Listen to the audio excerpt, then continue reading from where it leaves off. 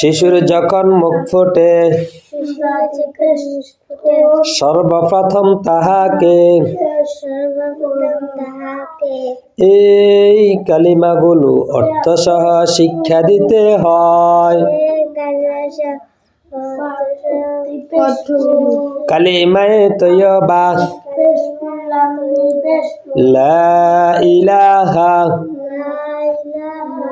ইল্লাল্লাহু মুহাম্মাদুর রাসূলুল্লাহ।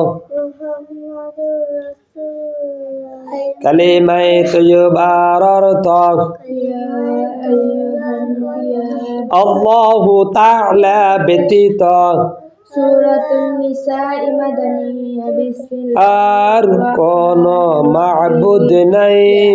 ইয়া আইয়ুহান নাসু তাকু রাব্বাকুম হযরত